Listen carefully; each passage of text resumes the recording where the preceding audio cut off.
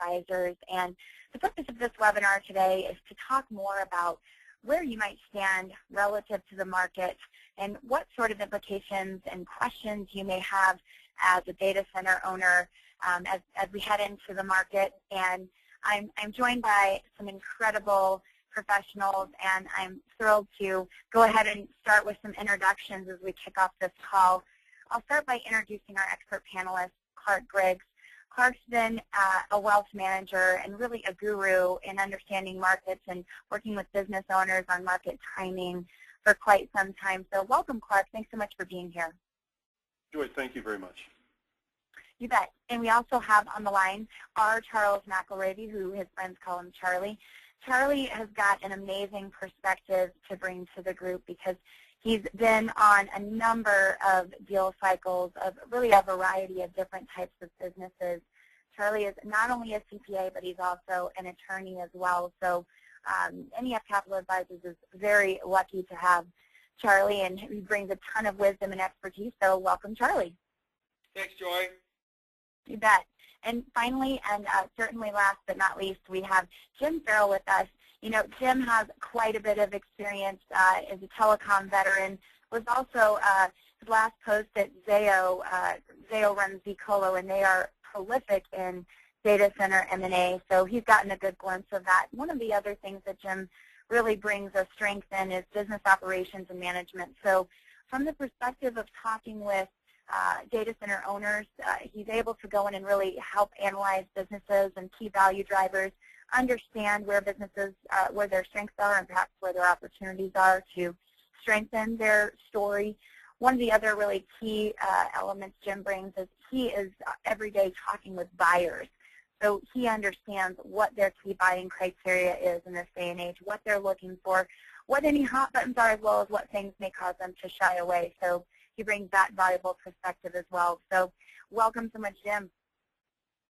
Thank you, Joy. Good to be here. You bet. So, you know, it's very interesting as we get started on this to just start with really a macroeconomic view. And honestly, Clark, you're really the best one to speak to that. So I'm going to turn it over to you to speak a little bit about what you're seeing just overall in the markets today. Great. Thank you, Joy.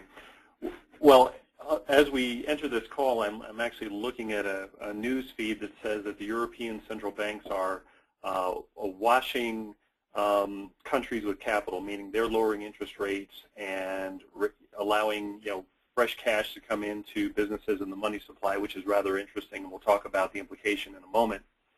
And looking at the overall macro environment right now, I think what we have is an environment that's conducive to growth.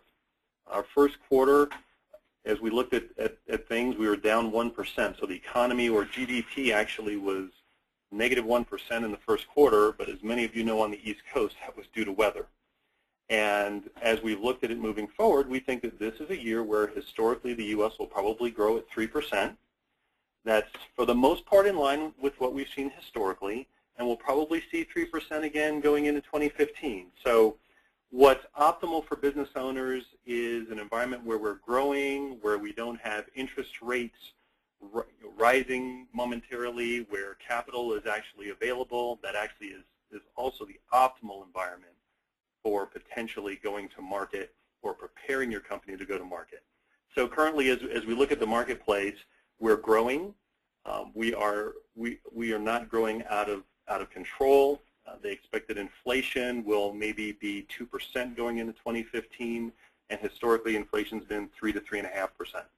So we've got a slide here in a moment that'll discuss interest rates, but the environment looks actually somewhat healthy. One of the challenges is, what are we doing with unemployment? The Federal Reserve meets on the 16th through 17th of this month. We'll get a better feel for interest rates then, but from an unemployment perspective right now, the published number is 6.2%. So 7.5 was a trigger where we said if we had 7.5 unemployment, we'd start looking at maybe how to manage the economy and potentially raise rates or make sure that we don't get out of control. So I actually think it's a pretty healthy environment. Now, I do keep in mind that economists are wrong 50% of the time, so we can flip a coin. But all that being said, we really do look at the macro data overall, and I think things are healthy. So when we start looking at whether an economy is steaming up or not, we really pay attention to the Federal Reserve. We have a new Federal Reserve Chair, Janet Yellen, who actually we know is more of a fan of keeping rates low, which currently in this environment is good for business. And I think as we move forward here, I'm looking at data that says that right now 20% of the largest institutional investors, so if we look at hedge fund managers, if we look at pensions, only 20% of them think that a year from now we will have higher interest rates. So looking at all those things, I think right now we're fairly tepid and actually in a good environment. Joy, I'd like to talk momentarily about what's happening with business owners, and then we can go into the deck if that's okay. Oh, sure. I'm sorry about that. Oh, no problem.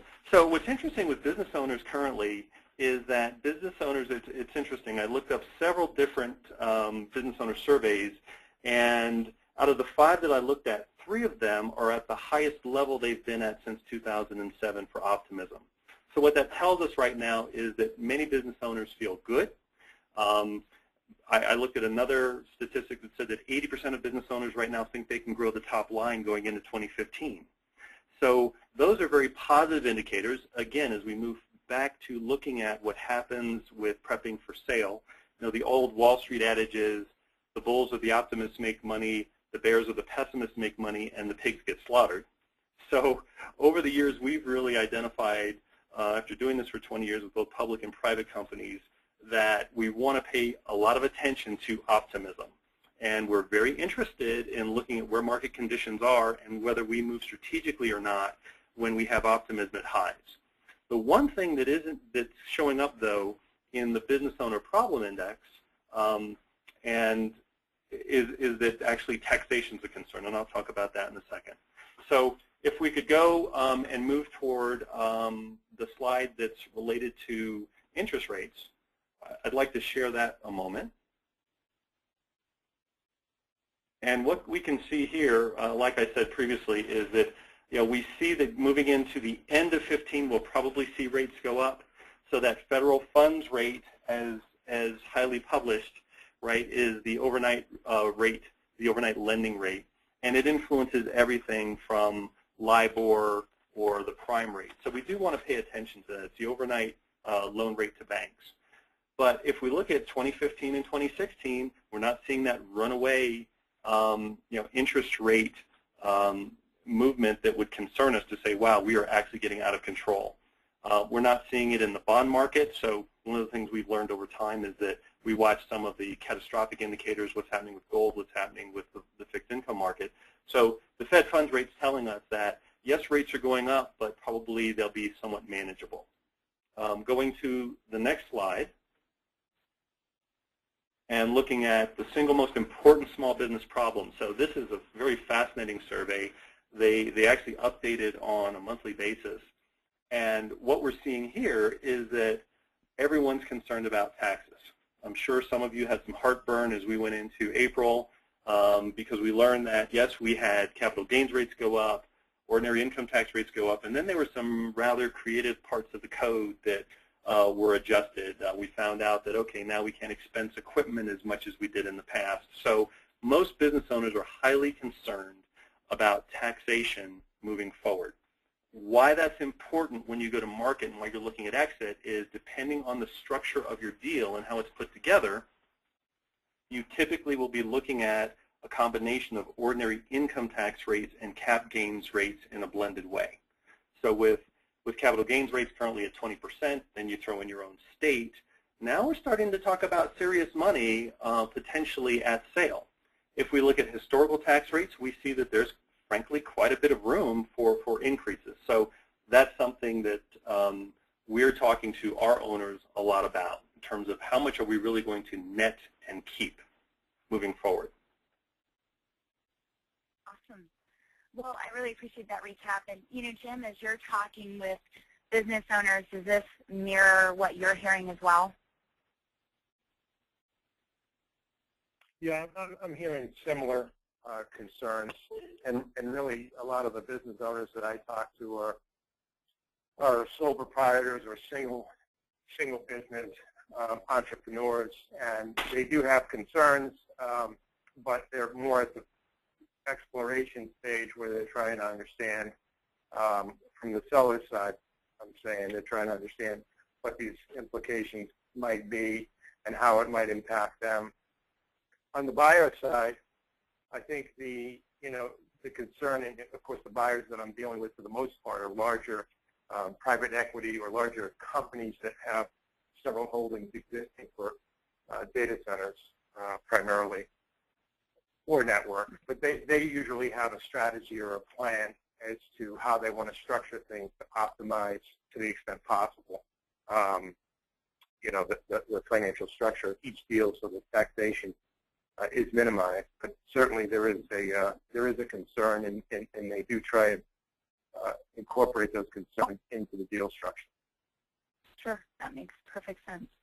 So I guess, going back to maybe the bigger picture of what does the holistic cycle look like? And certainly I want to hear from you, Clark, but maybe we should start with Charlie to talk a little bit about the cycle that we see as it relates to maybe the macroeconomic cycle, but how you're kind of seeing it on the deal side of things.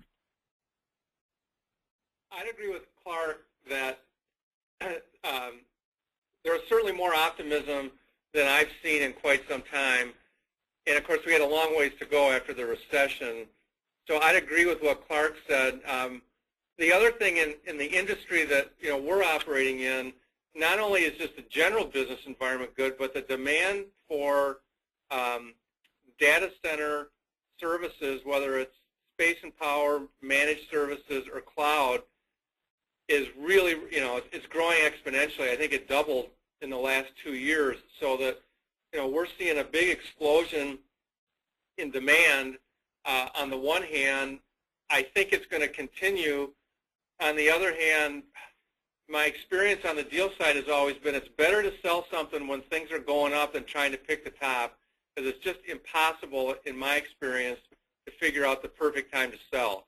So, this could be, I see the demand for, in our space, continuing to grow, but I also think that there is going to be a point at which it stops. So somebody has a reason for selling, this is probably a pretty good time.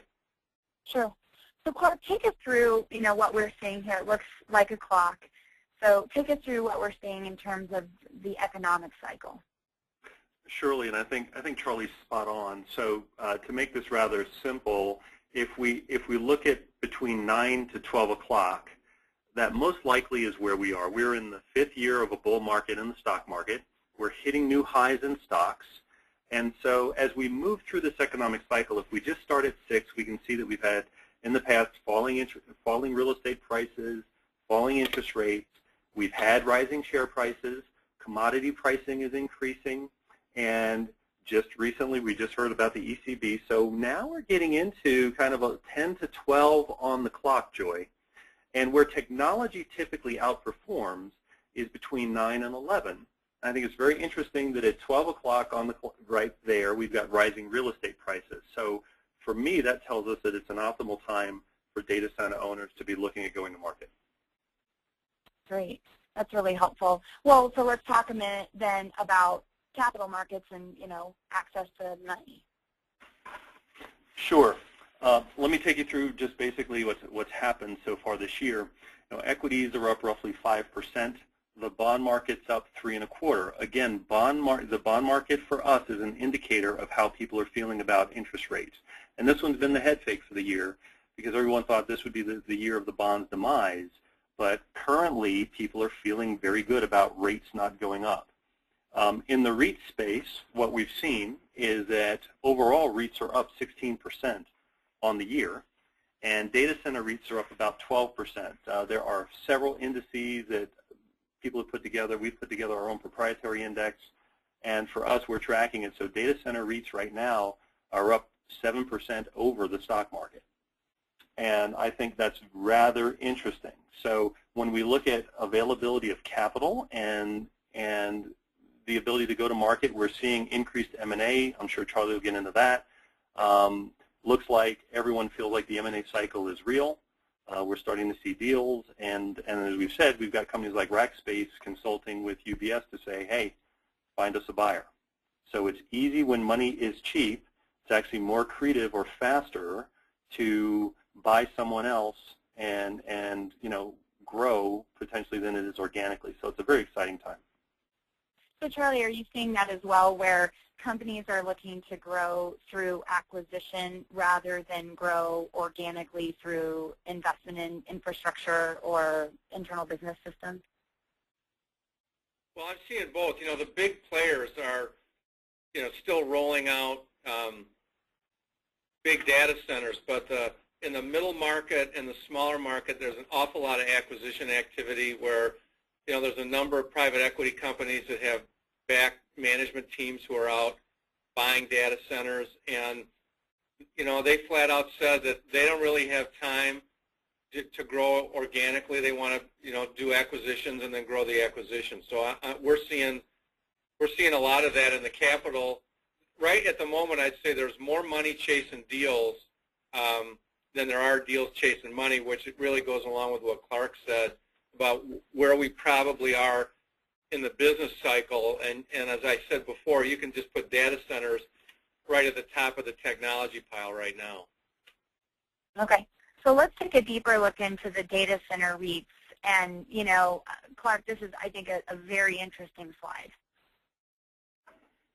So if we look at the data center REIT slide, before we even go there, Joy, what's absolutely fascinating, I think, as a trivia point, is that REITs overall have outperformed the stock market over time by about 1% a year.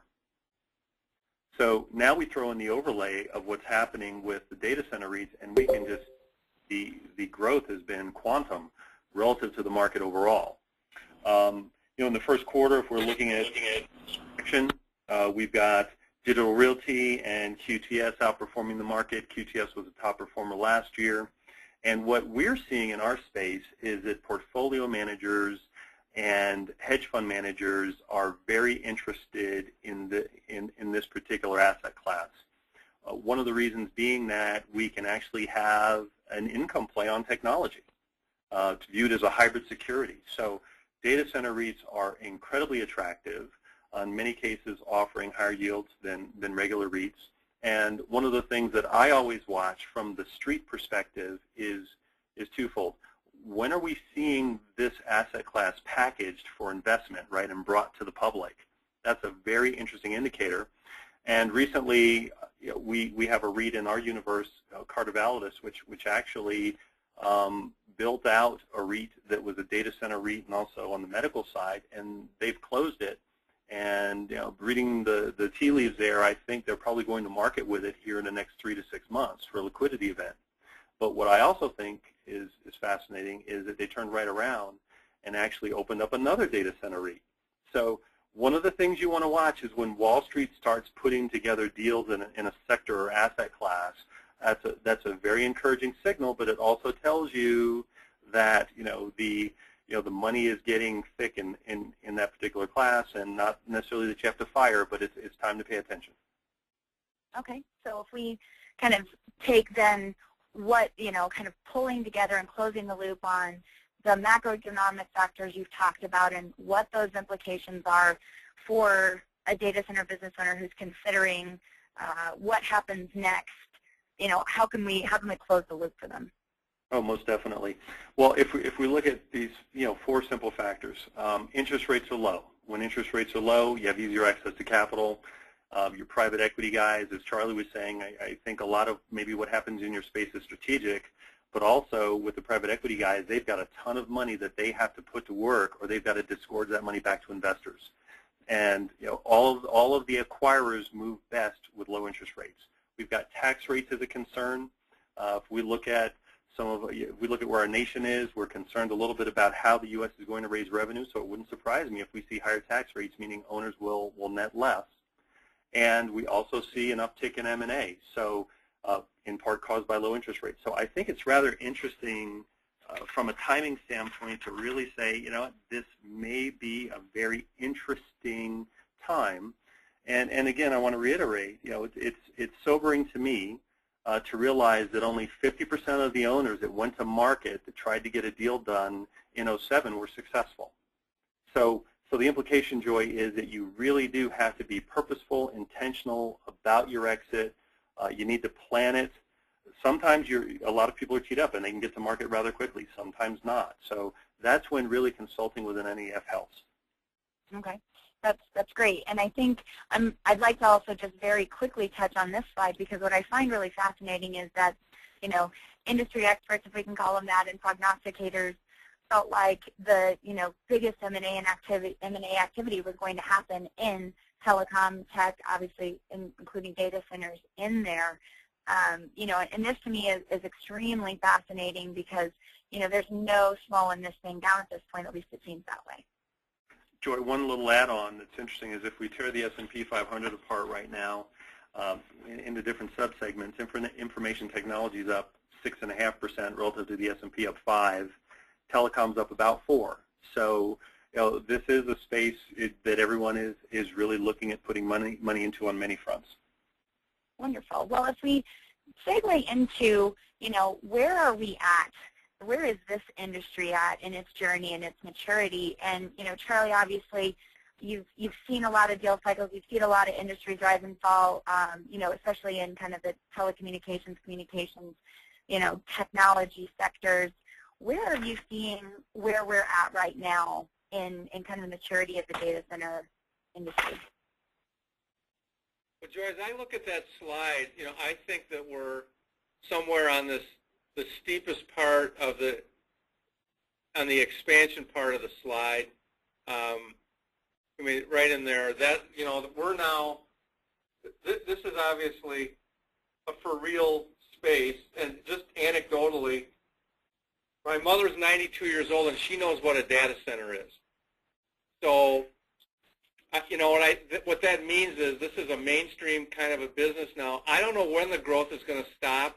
I think it's going to continue to grow, and I think we're going to see all different kinds of data centers that we've never thought of before. There's some operators that are going to have virtual data centers where you used to need bricks and mortar.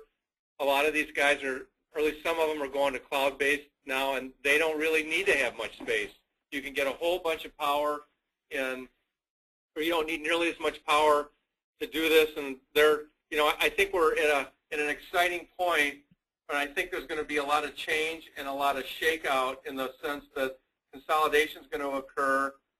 And not to make a plug for our business, but I hate to have anybody left. I watched the radio consolidation. I did a lot of radio consolidations, and I watched the guys and women who waited until the very end, and they still have those radio stations 20 years later. I'm not sure that anybody needs to be in a panic to sell, because I think there's a lot of growth left, but you sure don't want to be the last one at the dock after the ship sailed. You bet, you bet. So, I guess as it relates to what's driving this demand and what's fueling the expansion that we're seeing, clearly, cloud services is a main driver. Are you seeing that as well? Yes, yes. Data centers started out being, space and power, and then managed services got added, and then cloud. And, we're seeing there's still a number of space and power data centers, and it's a fine business, but we're increasingly seeing operators, adding more and more levels of sophisticated services on top of that. And I think more and more companies would like to have all that part outside their business. It's true in the financial area. It's true in healthcare. True in manufacturing. So we're definitely seeing a big, I don't know if it's a big shift, but just a big growth in especially the cloud services. Sure. Well, and I think it's interesting, too, because if you're a co-location provider, you probably love having a cloud services provider get wholesale space in your data center. So I think that there's, a lot of wins with the surge of cloud services out there. So I guess if we shift to the buyer's perspective now, Jim, there's really no one better to speak to that than you.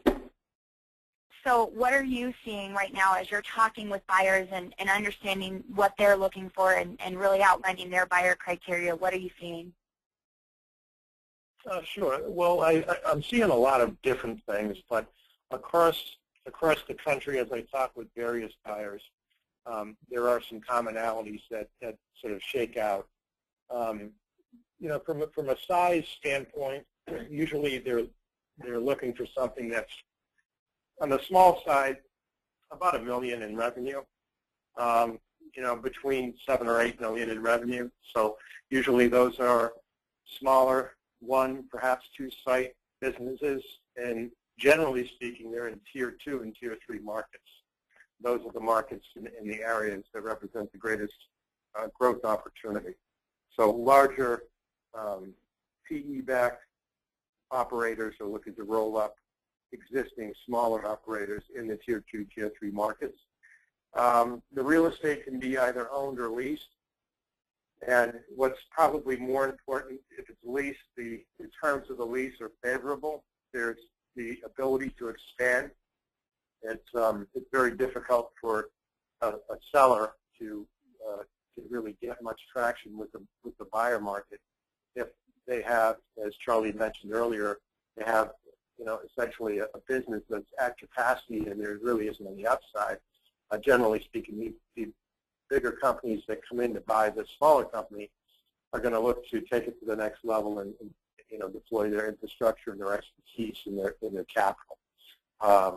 And so the other part of the you know, the structure, the physical nature of the structure, I would say, the telecommunications fiber network obviously is important. People are putting things in the data center that need to be connected to their operations. So usually they like to see at least 4 carriers or more with diverse entries to the building. That just gives resiliency and healing to the network. And then geographically, I think probably the biggest areas for M&A activity and interest are really in the Midwest and the Southeast.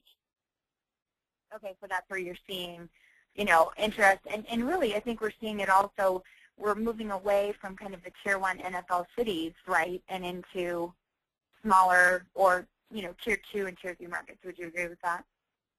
Yeah, that's exactly right. And part of that is due to the expansion of fiber networks to the Tier 2 and Tier 3 markets. In the past, it just wasn't feasible to build, you know, essentially businesses and data centers and things like that because they didn't have the ability to connect to the rest of the world. Now with the, you know, the amount of network that has been deployed through BTOP funding and other programs into the more rural areas of the country, they're completely connected to the rest of the country and the world. So these markets are now becoming, you know, the greatest areas for growth and opportunity for national operators. Sure, and I guess that's not to say that interesting data centers in, you know, markets perhaps on the West Coast or the Northwest or the Southwest, you know, shouldn't at least know their timing, but this is just really kind of indicating where we see the sort of the hottest activities and requests from buyers, right? That's correct. It's you know, the West Coast, Northwest, Southwest. These are areas that have quite a bit of demand as well. But again, I'm kind of giving you the 30,000-foot view and probably the heaviest concentration of M&A interest right now, definitely in the Midwest and the Southeast, but certainly other areas of the country, you know, they have interest as well. And, you know, Clark had mentioned this. The folks that have private equity have got a real clock ticking. They need to deploy the capital. So they're looking for opportunities across the whole country. They have preferences and a strategy for certain markets in certain areas, but then again, if there's a business that makes sense and it's a great value, they'll go ahead and buy it. So, you know, there's opportunity across the board, but, you know, those are the areas that are probably the hottest right now. Great. Well, you know, obviously we've presented quite a bit of information, and I think the breadth of information is pretty staggering considering we've looked at macroeconomic factors from, you know, interest rates, the Fed, unemployment, down to, you know, what key issues are business owners facing, and perhaps where are we at as a sector in our timing and maturity. You know, to Jim, you just talking about what the key buying criteria is, where are they looking now geographically. So I guess as we kind of close this out, I'll start with you, Jim. What do you think the most important question a data center owner should be thinking and asking right now as he or she kind of digests this information we presented today? Well, I think one of the key things to ask when you're contemplating the question of exit and whether you should or you shouldn't is, where am I at today in the business? Where is your business at in terms of its maturity cycle? And what I see pretty consistently is a cycle where a small business is started, a data center business is started, it is successful, and that success is fueling the expansion and the growth. But ultimately it gets to a point where it flattens out, and there is sort of a jump that needs to happen where you need to either build, buy, or lease new space. You need to invest in capital equipment. So it goes to a certain point where it's done very well, and then to get to the next level, there's significant investment required. And so if you make that investment through either debt or equity, then ultimately, once you get to the other side, you've taken a lot more risk, you've spent a lot more time, and you may not end up any better off. So if you're at the cycle where you've built a business and there's still a little bit of upside left, but you're not too far from having to invest quite a bit of capital, I would say that that's when you really need to make a decision. And you may be better off at that point exiting the business. Sure. So Charlie, I'll switch to you. Obviously, you're really at the tip of the spear on the deal end of things, heavily involved in the process. What do you think, is important for data center owners to be thinking and asking right now? Joy, I think ultimately when somebody sells their business, and not to be too dramatic about it, but selling a business is one of the, I think it's a very difficult decision to get to, and it's probably, along with marriage and having children, it can be one of the top 10 decisions that you ever make. So ultimately, it's a really personal decision, and in some ways, all the macro parts of the economy are interesting, and the growth in the data center business is interesting, but ultimately, it's about money, but it's also about somebody's life. So they're not ready to do it. It doesn't really matter if it's the best time, but people do need to keep a weather eye on the economy and figure out what makes sense. The one thing that I think people need to think about is if they sell their business, what are they going to do next? Because a lot of people hang on too long because they don't know what the future would be. And somebody once wiser than, or much wiser than me said, when one door closes, another opens. So, it's always a good idea to make money and take chips off the table because people can always start another data center or another business. So I'd encourage them to, really take a gut check and, make a personal decision. Do I want to keep doing this or do I want to sell it? And there's many, many factors that are involved in this in addition to the economic ones. Sure, I think that makes a lot of sense. And, Clark, I love your perspective as well, obviously coming at this from, rather than, a specific industry perspective, more from, the wealth management side of having dealt with a lot of owners at all different phases. So what do you think you would encourage them to be introspective about or ask at this point? I think the most important thing for any owner to do is to have a plan, Joy. And when we dig deep with an owner, we actually come up with a scenario planning process. So for every one of our owners, we have a three-tiered scenario plan. First one is we think everything is going the way we think it will. When we initially do our business plan, and we give that a 60% probability. Then we have a 20% optimistic view where we say actually industry conditions are better than we think. We think data centers are going to continue for another 2 decades. And then the third, then really the other one that we have is not the negative view, but what we call the black swan scenario. And a black swan, as many of us will remember, is an unforeseen event or a series of events like what happened in 2008. And so I think it's important to have a plan and review all those things. When we start our scenario planning process, we actually start with the black swan side. So for right now with our business owners, for example, who may be in power-related industries per se, we have 3 black swans. The first black swan is, what if China has a hard landing and that affects the rest of our economy? The second black swan is, what if for whatever reason people start selling U.S. bonds and treasuries after we've been giving so many of them out? And the third one is, what if power doubles? How will that affect net profits and multiples? So I think it's important to have a plan and maybe go through a very rigorous, robust scenario planning process.